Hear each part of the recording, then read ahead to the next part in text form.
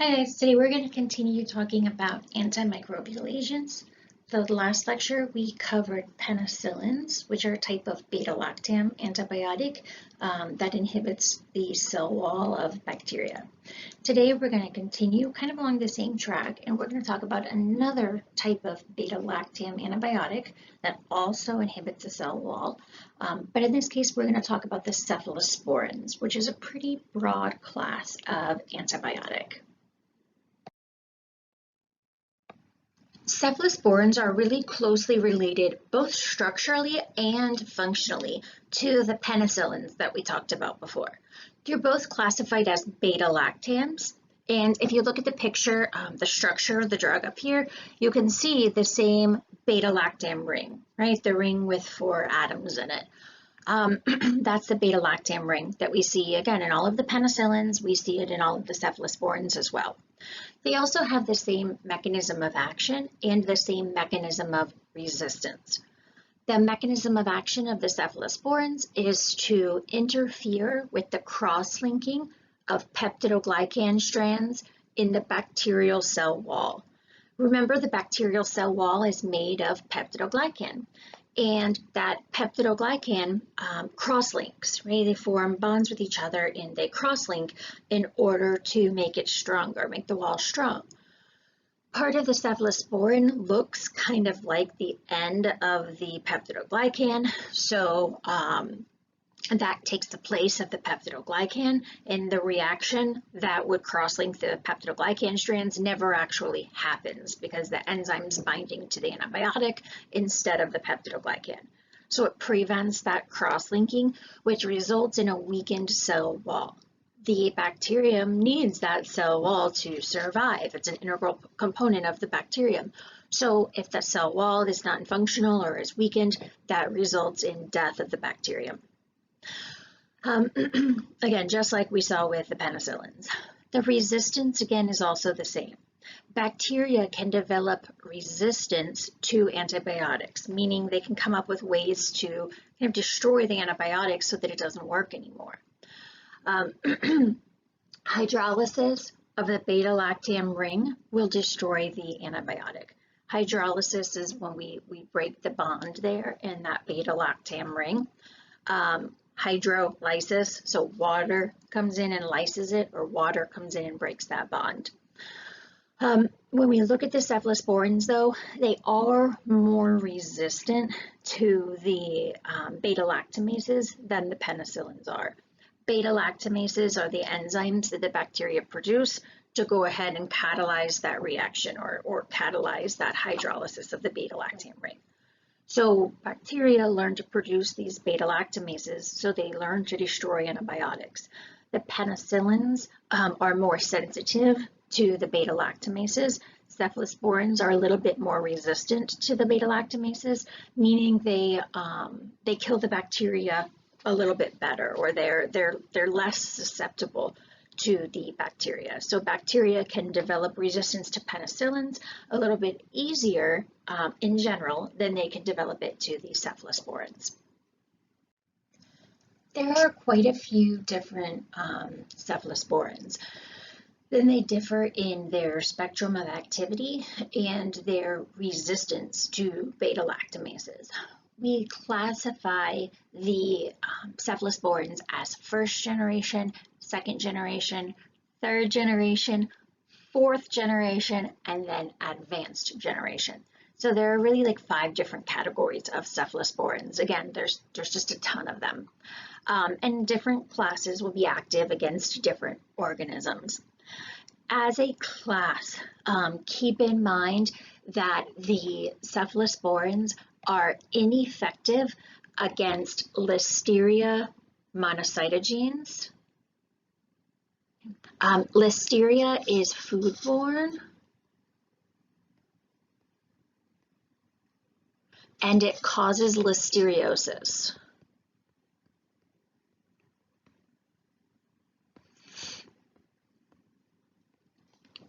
So when a patient has listeriosis, cephalosporins are not going to be used in that case. Also ineffective against Clostridium or Clostridioides difficile or C. diff. Remember, C. diff can actually be caused by antibiotic use, especially broad-spectrum antibiotic use.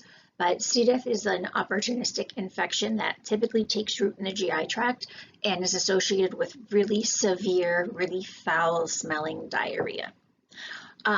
Also, the cephalosporins are ineffective against various different types of enterococci bacteria, specifically FAECALIS,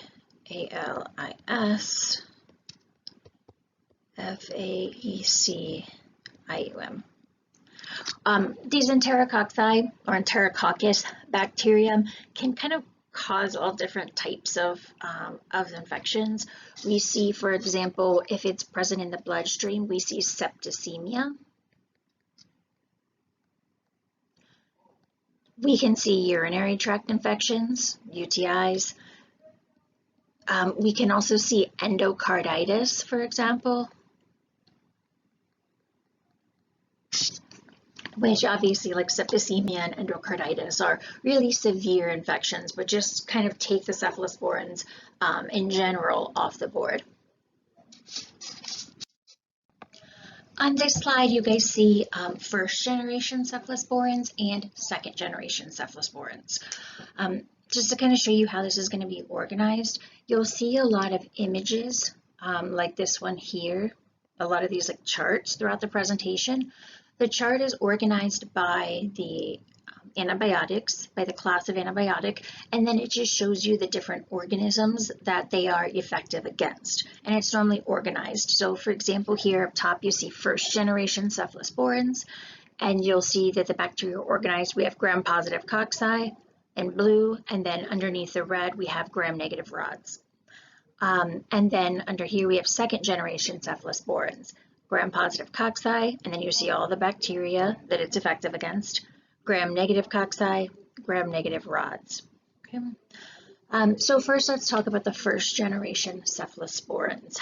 First generation cephalosporins include things like Ceftriaxone, which is a really old drug. It's available generically, has been forever, really cheap drug. So you do see it prescribed a decent amount. Ceftaroline, and cefadroxil as well. These first generation agents are kind of considered like penicillin G substitutes, especially when we talk about treating staph. Now, remember, when we talked in the penicillin lecture, when we talked about staphylococcal bacteria, right? When we talked about staph, we said that the majority of staph produces penicillinase. So over 90% of staph bacteria is resistant to penicillins. It produces penicillinase. So penicillinase, ACE is telling me this is an enzyme, so it's an enzyme against penicillins. Most staph produce penicillinase, which means they can destroy the penicillin antibiotic, which means it doesn't hurt them. So we don't use penicillins to treat, or most of the time, we don't use penicillins alone to treat staphylococcal infections. We would have to combine them with other stuff, which we'll talk about later. So, but when we look at the first generation cephalosporins, we'll notice that they are resistant to that penicillinase. The penicillinase doesn't destroy them. So that means they would provide good coverage of staphylococcal infections. We see that in general, the first generation agents have good gram-positive coverage. If you look over here, you see good staph coverage. We see good strep coverage as well, including MSSA. MSSA is methicillin sensitive Staph aureus. The contrast to MSSA would be MRSA, which is methicillin resistant Staph aureus. So if it's resistant to methicillin, then these agents will not be effective against it. But as long as it's MSSA, then the first generation cephalosporins are effective against that staph. They have some modest gram-negative activity. So you see E. coli, Klebsiella, Proteolis mirabilis. but really more robust gram-positive coverage. You see here cefazolin. Cefazolin is one of the first generation agents that's commonly used for surgical prophylaxis. So when somebody's going into surgery, we typically will give them antibiotics prophylactically to prevent an infection. When you open the body, no matter how careful you try to be, bacteria, it is possible for bacteria to get in the incision site, especially bacteria that live on the skin. Which bacteria that live on the skin, staph is a really common one of those bacteria that live on the skin. So cefazolin is a good antibiotic to use for surgical prophylaxis. It's effective against the staph, even if they produce penicillinase, and it has really good tissue and fluid penetration, which helps make sure that it's going to be there at the site of action. The second generation agents include ceftriaxone, cefoxitin, and cefotetin. These agents differ from the first generation agents in that they have expanded gram-negative coverage. So their gram-positive coverage is a little bit weaker. You'll see that we don't cover as many of the staphylococcal bacterium, but we do have expanded gram-negative coverage. So we do cover more gram-negative agents than the first generation drugs do. Ceftriaxone is commonly used for pneumonia.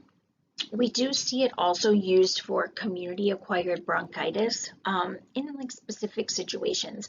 When you look at the treatment for bronchitis, antibiotics are not always indicated for bronchitis. But in specific patients who are elderly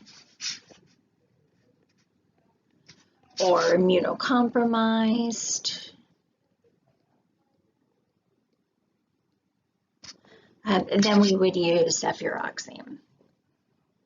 The second generation agents do cross the blood-brain barrier, so they do penetrate into the central nervous system, but we don't use them for meningitis typically. Typically, it's the third generation agents that we recommend for meningitis, which we'll talk about in a sec.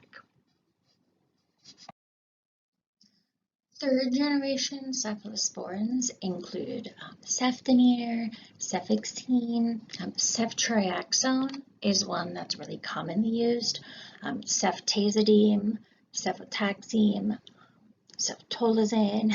So there are a lot of these, and I know the names are really confusing. These first couple are ceftamine or ceftriaxone are probably more of the more commonly used ones. When we look at the third generation agents, they kind of continue on from the second generation. So like the first generation agents had better gram-positive coverage. And then the second generation agents had less gram-positive coverage, but more gram-negative. And then the third generation agents, again, have weaker gram-positive coverage, but even more gram-negative coverage. When we look at the gram-negative coverage from the third generation cephalosporins, we see that they are effective against resistant strands or beta-lactamase producing strands.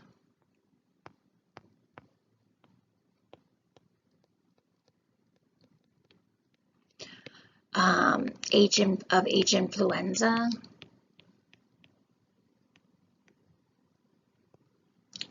and Neisseria gonorrhea.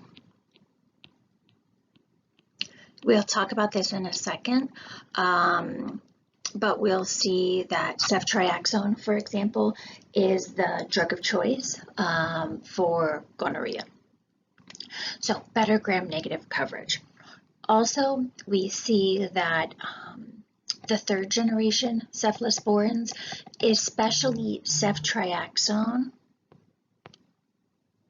and cefotaxime, we see have really good penetration into the central nervous system.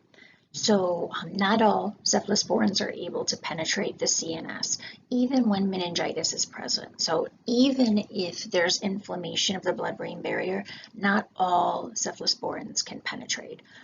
But with third generation agents, specifically ceftriaxone and cefotaxime, we see really good penetration into the CSF, which we'll see in a second is why we can use either of these agents to treat meningitis, especially that's caused by H. influenza.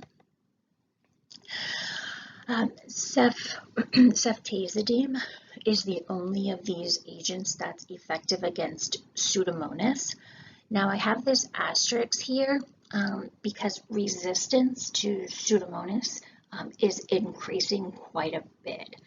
So this should be evaluated on a case-by-case basis. You shouldn't just, anytime you see Pseudomonas or anytime you want Pseudomonal coverage, you shouldn't just automatically add ceftazidime on. Again, it needs to be evaluated on a case-by-case basis to make sure that you're only using it when specifically effective and when specifically susceptible and indicated. Ceftriaxone, again, ceftriaxone is really one of the more commonly used third-generation cephalosporins. It is active against penicillin-resistant Neisseria gonorrhea. Because of that, we see that ceftriaxone is the treatment of choice. Specifically, high-dose ceftriaxone is the treatment of choice or drug of choice for gonorrhea infections, specifically genital and anal gonorrhea infections. Now, we used to recommend a combination of ceftriaxone plus azithromycin, but single therapy ceftriaxone is now recommended for gonorrhea infections. Also, just kind of something to keep in mind is when you're treating a patient for gonorrhea, let me just write it down here. If you haven't ruled out chlamydia infection, so if you've tested for chlamydia, they don't have chlamydia and you've ruled it out, that's fine. But if you have not ruled out chlamydia infection, it should also be treated at the same time.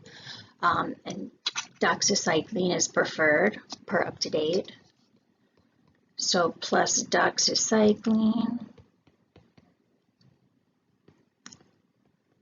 for chlamydia.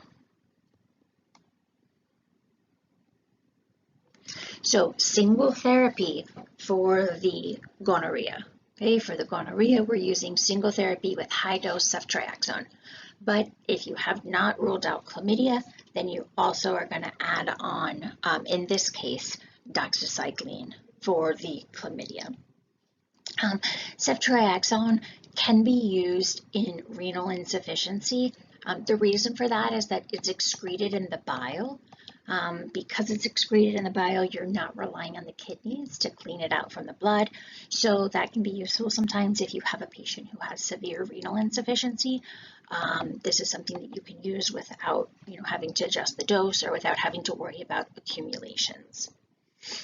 Ceftriaxone is also the drug of choice in the treatment of meningitis caused by H. influenza. Again, really, you can also use ceftriaxone or cefotaxime, and the reason for that is we said those two agents have a really good penetration into the central nervous system. The level of penetration kind of varies across all of the different cephalosporins, from nothing to some penetration to great penetration. But with ceftriaxone and cefotaxime, we see that those penetrate into the central nervous system well. And remember, we said that these are effective against beta-lactamase producing H. influenza. So it's effective against most resistant types of H. influenza. When we're talking about the third generation agents, the third generation agents should only be used when indicated, right? Or they should be used cautiously. The reason we say this is because they can be associated with kind of like collateral damage. There are other issues that can be involved with overusing these third generation cephalosporins. We'll see the same thing when we talk about the fluoroquinolones. We only use them when they are, absolutely indicated.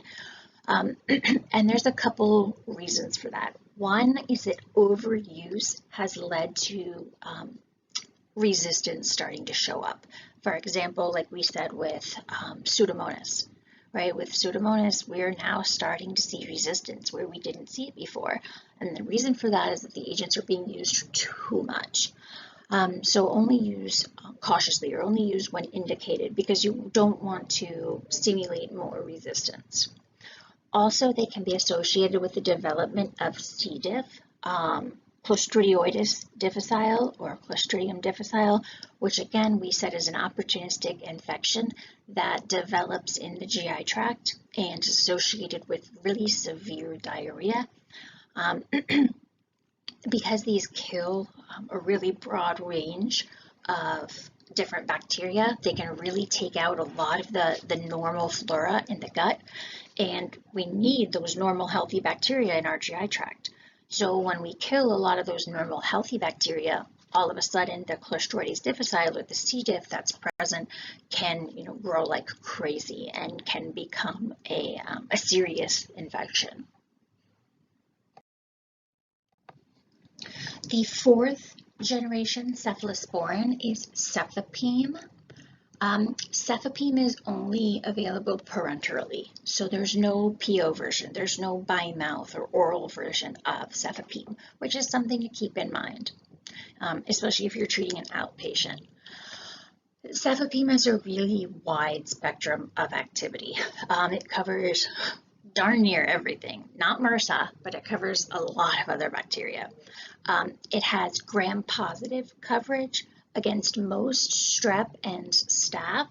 Now again, note for staph, it's MSSA only, so no MRSA coverage. It only covers methicillin-sensitive Staph aureus. In a second, we'll look down at the advanced generation agents, and those are the only, or that is the only agent that covers MRSA as far as cephalosporins go. So good gram-positive coverage, broad gram-positive coverage, also good gram-negative coverage. Cefepime has gram-negative coverage just like the third generation agents did. So good gram-negative coverage, and it has better stability against the beta-lactamases. So there's even less resistance involved. It's also active against Pseudomonas. But just like we saw with the third generation agents, resistance is increasing. So if you're going to use cefepime, you should check your local antibiogram. Let me write that. Like antibiotic gram. Antibiogram, this shows the levels of resistance in your area. We tend to see, kind of resistance or resistant bacteria in specific areas because we give diseases to each other, right? So if somebody has a resistant infection, they're going to spread it to somebody close to them, and they're going to spread it to somebody close to them. So you'll see more resistant bugs, kind of clustered in certain towns or certain areas. So we can look at an antibiogram to see, like, hey, do I have a lot of resistant Pseudomonas in this area or not? If you don't, if your Pseudomonas in your area does not have a high level of resistance to cefepime, then it's pretty likely that the cefepime will be okay. But if you have a really high level of resistance, then you're going to want to use a different anti-Pseudomonal agent. Again, I mentioned that cefepime is only available parenterally. It's not available by mouth. Ceftaroline is the advanced generation cephalosporin. It has a very broad spectrum of coverage. It has great gram-positive coverage, including MRSA, okay, which is methicillin-resistant Staph aureus. So this is the Staph aureus that's resistant to methicillin. This is the only agent we've covered thus far that has activity against MRSA. Okay, so ceftaroline is the only cephalosporin that's active against MRSA. It's also effective against or active against penicillin-resistant strep pneumo. Okay, so we see good gram-positive coverage against various different staph and various different strep organisms. It also has good gram-negative coverage. The gram-negative coverage is similar to the third-generation agents, which have good gram-negative coverage. The one caveat here, though, is that Ceftaroline does not cover Pseudomonas. We saw Cefepime does cover Pseudomonas. We saw the third-generation agents like Ceftriaxone do cover Pseudomonas, but Ceftaroline does not. It has no anti-pseudomonal action. Ceftaroline is indicated for complicated skin and skin structure infections or skin and soft tissue infections. Also indicated for community-acquired pneumonia. One thing to keep in mind with Ceftaroline is that it's also parenteral administration only, so there is no oral version of this, and also it's given twice daily. So it's BID or twice daily parenteral administration. So it's got to be injected twice a day. This really limits its outpatient use. Limits use outpatient. Really it just needs to be used, or really it typically is just used in the hospital because if something's used once daily, patients can come in for an infusion, but twice daily, coming in for an infusion twice a day, or coming in for administration rather twice a day, is it's really tedious. It's not used outpatient because of that. So we'll talk about the kinetics of the cephalosporins, which the kinetics vary a lot depending on which drug we're talking about because there are so many different types of cephalosporins. Some of the cephalosporins require parenteral administration, which is important to keep in mind if you're thinking about prescribing an antibiotic for a patient to take at home. For example, we just talked about Cefepime and Ceftaroline, which both require parenteral administration, so either IV or IM injection. All of the cephalosporins require dose modification in renal insufficiency, except Ceftriaxone.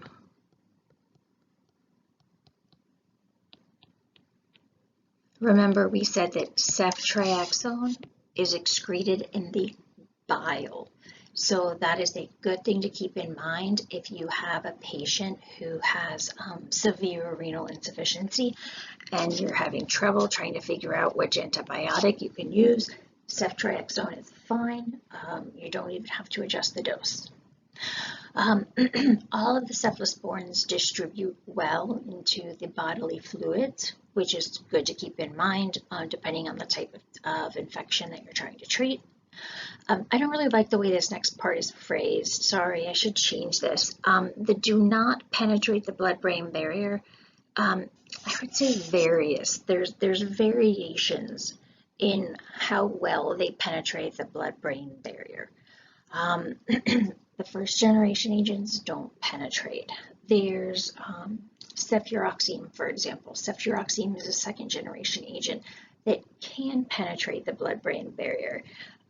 It just doesn't, it's not associated with good sterilization of the central nervous system quick enough, but it does penetrate the blood-brain barrier. Then when we look at the third generation agents, we start to see that they do penetrate the blood-brain barrier.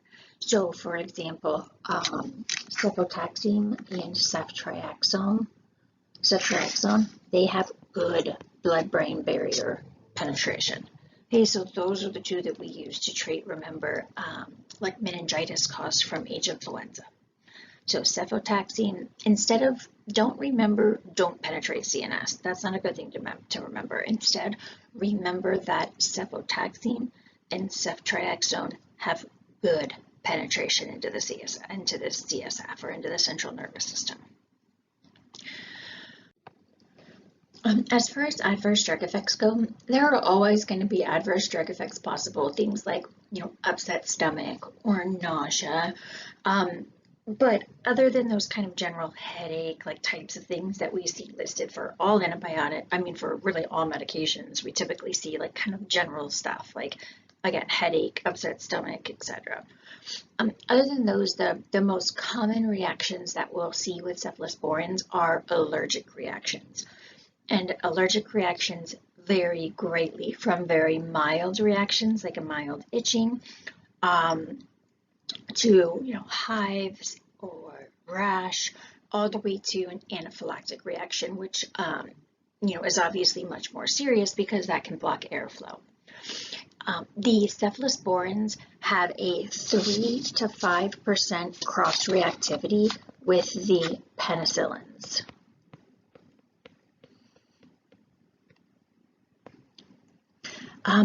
That reactivity is highest with the first generation agents, like, for example, Ceftriaxone. Ceftriaxone is a first generation cephalosporin.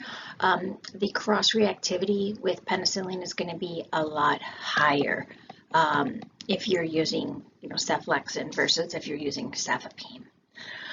And what we mean by cross-reactivity is if somebody is allergic to penicillin, what's the likelihood that they'll also be allergic to a cephalosporin? Because the structures are similar, right? They all have that same beta-lactam ring. It's possible that a person who's allergic to penicillin will also be allergic to a cephalosporin. Again, it's not a 100% cross-reactivity. So just because someone's allergic to penicillin doesn't mean they're also allergic to cephalosporin. Again, 3 to 5 patients in every 100 will also be allergic to cephalosporin.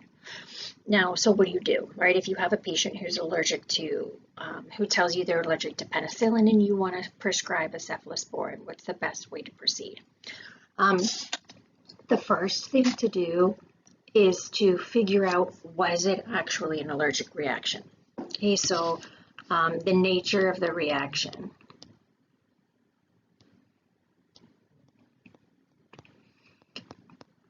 I mentioned this in the penicillin lecture, but a lot of patients will say they had an allergic reaction when it was not an allergic reaction.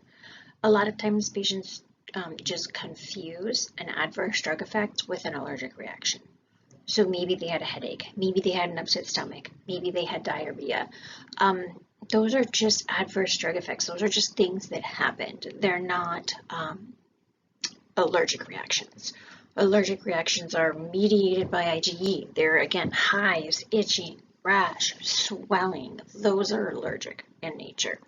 So first, just find out the nature of the reaction and also the severity of the reaction. Because how severe the reaction is going to help you determine if you can prescribe a cephalosporin or not. Now, if they've had a cephalosporin and had a reaction, then they're allergic to cephalosporins, and that gives you more information. But if they're allergic to a penicillin, then the likelihood is that they're not going to be allergic to a cephalosporin as well. But you need to look at the severity of the reaction in order to see if it's worth chancing it or not. So if the allergic reaction to a penicillin was mild, just a tiny little bit of itching maybe, or was questionable in that you're not really sure the reaction was from the penicillin, then it's typically okay to give them a cephalosporin. Try and avoid first generations. Okay, so try and prescribe a different type of cephalosporin, not a first generation if possible. Or if there's an equivalent antibiotic that you can use, like if there's multiple antibiotics that are recommended that are susceptible, that bacteria is susceptible to, then try and use one of the other agents if you can. But if there's no other equivalent option and the reaction was mild, you can prescribe a cephalosporin. If the reaction was true, it was an allergic reaction, and it was severe. So what I mean by severe is like just hives all over, right? Like say they just had a lot of huge hives everywhere, or not anaphylactic, but they did swell. The face was swollen and they were itchy. That's a severe reaction.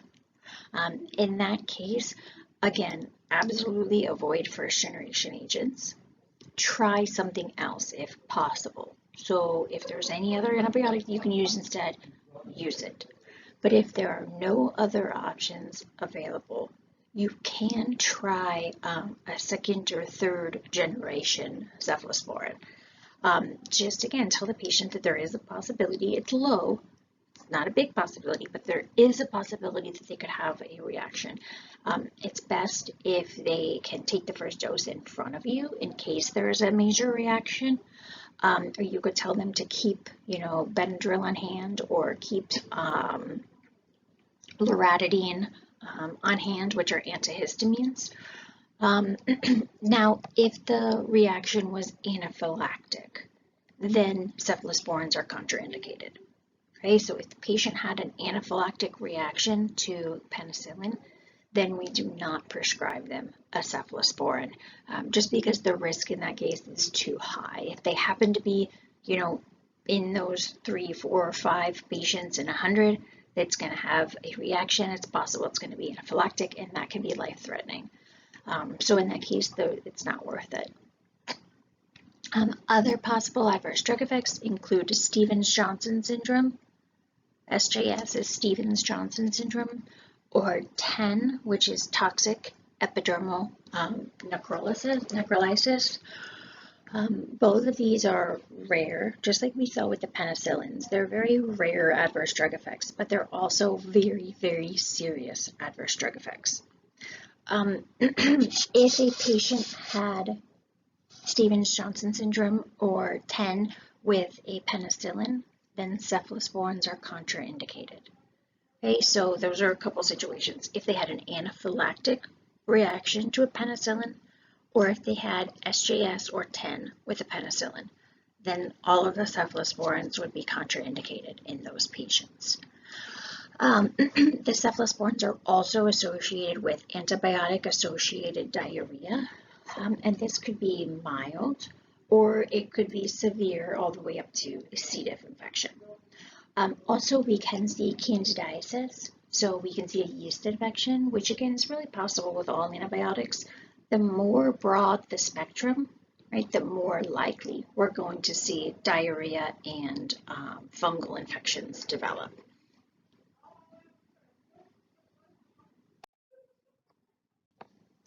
This is just kind of a summary slide. We've really covered a lot of this information already.